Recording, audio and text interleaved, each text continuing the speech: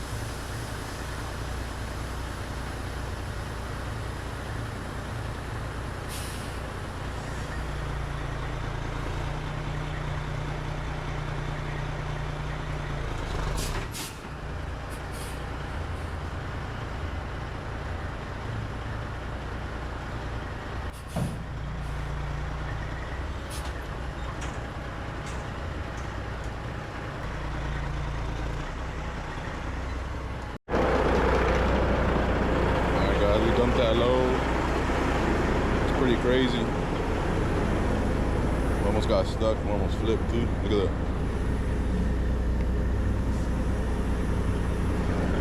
All right, so we'll get another one. All right, guys, that's it. We just did one load for the vlog. We're gonna go pick up number 4, and that's pretty much it, man. I'm gonna try to do one load, a video. If people, you know, can watch it all the way through, that's cool. If y'all want to see more, let me know. I'll make those 30-minute videos. I don't want to make it too long, you know.